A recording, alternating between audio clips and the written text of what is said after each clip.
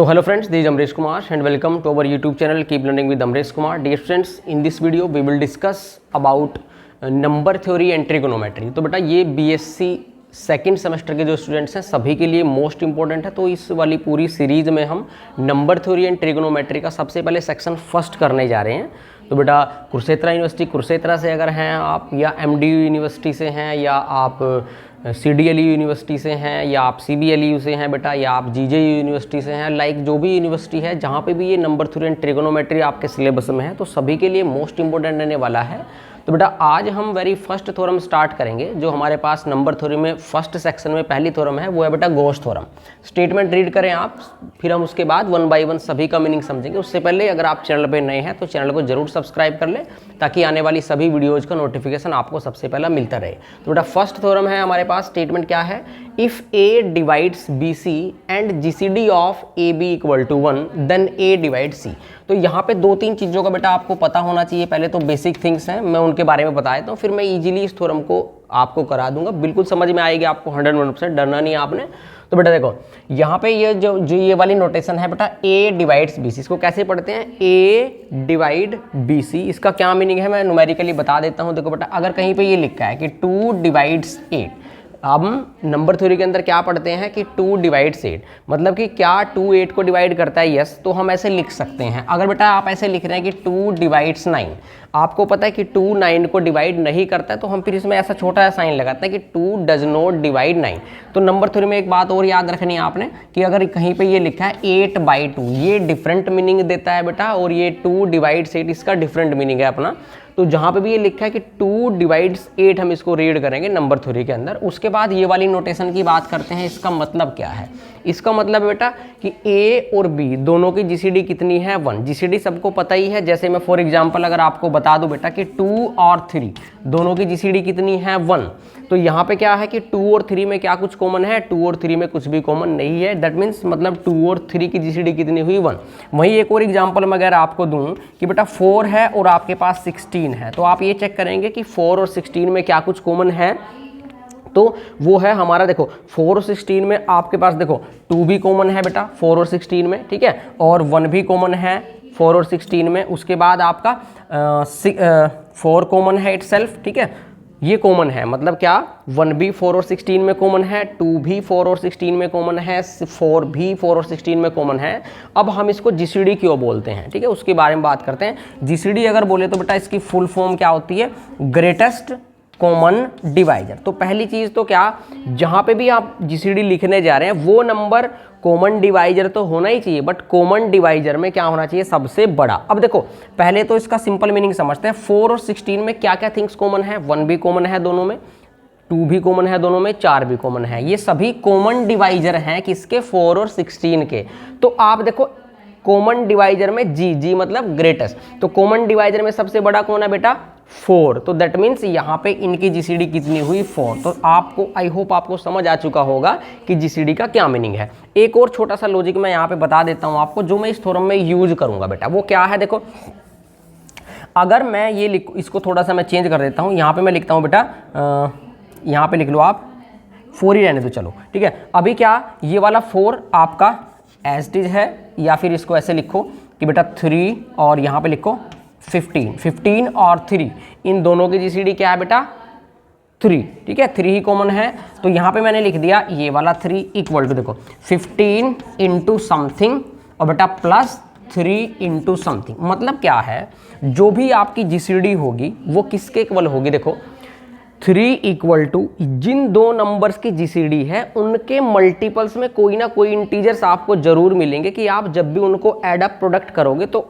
Exactly GCD के equal आ जाएगा। देखो फॉर एग्जांपल 3 ये वाला GCD वाला मैंने यहाँ पे लिखा बेटा, 15 एज डी लिखा, इंटू समथिंग खाली जगह छोड़ दी, प्लस 3 इंटू खाली जगह छोड़ दी। अब आप ये चेक करो कि 15 में क्या मल्टीप्लाई करूं और 3 में क्या मल्टीप्लाई करूं और उनको ऐड करके 3 आए, क्या ऐसे नंबर पॉसिबल हैं, देख लो आप। देखो बेटा मैंने कहा 15 इंटू 0 और प्लस 3 इंटू 1, तो आप इनको एडअप करो, 15 0 0 प्लस 3 इंटू 1 3, तो 3 के बराबर आ गया। इसका मतलब ये हुआ आप कोई भी दो एग्जाम्पल, कोई भी दो नंबर ऐसे लेके देख सकते हैं, उनकी जो भी जीसीडी होगी, जीसीडी हमें हमेशा किसके इक्वल होगी, जीसीडी इक्वल टू जिन दो नंबर की वो जीसीडी है, पहले वाला नंबर इंटू सम इंटीजर आपको मिलेगा ही मिलेगा, प्लस सेकंड वाला नंबर इंटू सम इंटीजर आपको मिलेगा ही मिलेगा। ये डेफिनेटली आपको क्या है बेटा, मिलेगा ही मिलेगा। ठीक है, तो इसका भी मैं यूज करूंगा यहाँ पे। उसके बाद एक और थिंग मैं आपको बताऊंगा, देखो यहाँ पे कि जहाँ पे ये लिखा है ना a डिवाइड c, इसका मीनिंग भी समझते हैं। देखो अगर आप ये लिख रहे हैं बेटा 3 डिवाइड्स 15, ठीक है,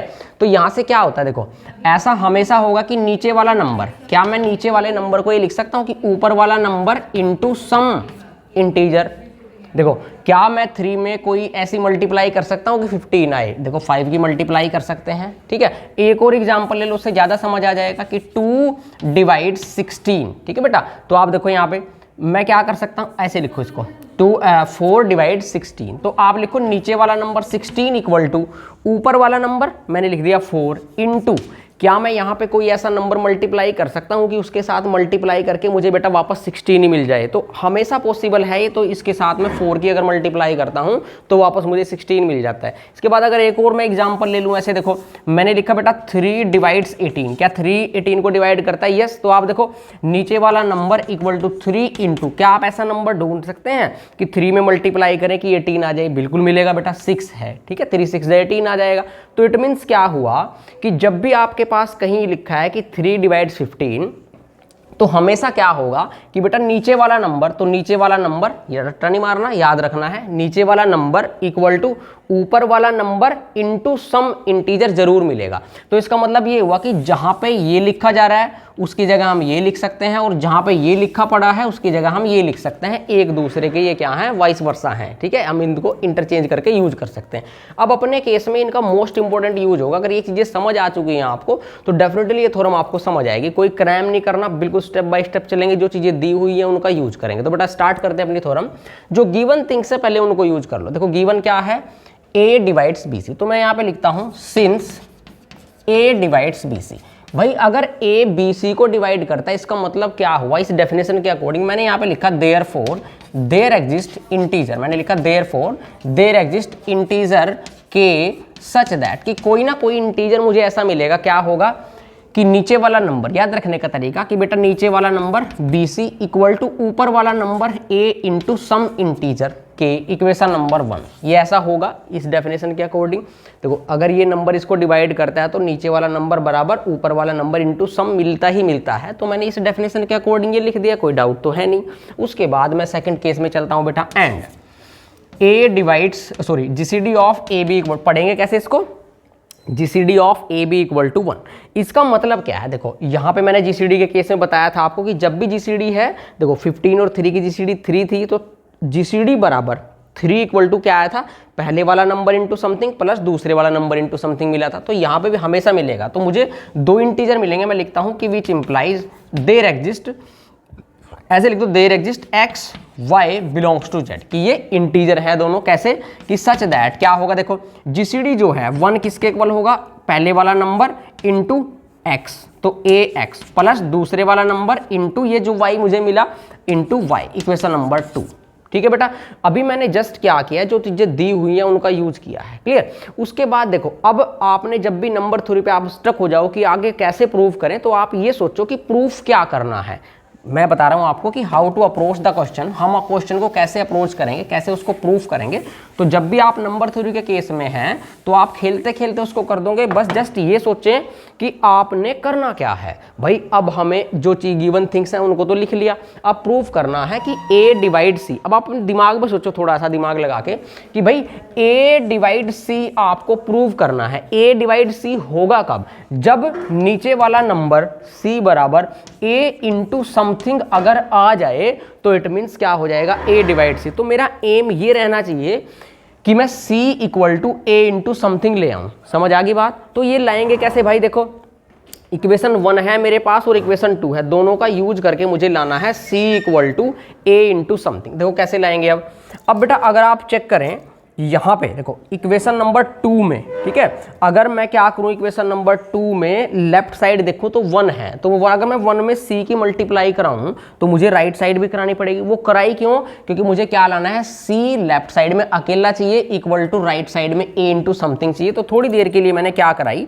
सेकेंड में मल्टीप्लाई कराई c की in the left hand side as well as right hand side, तो this becomes c equal to acx plus bcy।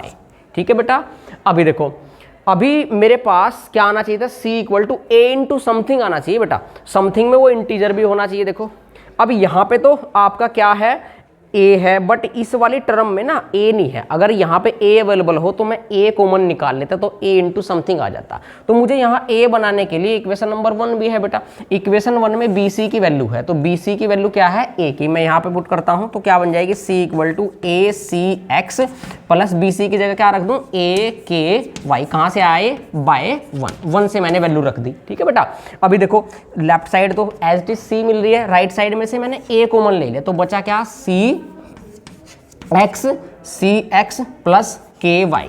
तो मुझे क्या प्रूव करना था बेटा कि c इक्वल टू क्या आना चाहिए, a इंटू समथिंग, तो वही आ चुका है। लेकिन एक बात और ध्यान रखें आप, जो समथिंग आया है क्या वो इंटीजर है, उसकी श्योरिटी जरा कर लेते हैं। देखो बेटा जो c है, c हमारा क्या चल रहा है, वो जो नंबर थ्योरी पे जो भी रिजल्ट्स होते हैं वो हमेशा किस केस में चलते हैं, वो इंटीजर्स के केस में चलते हैं मेरे चांद।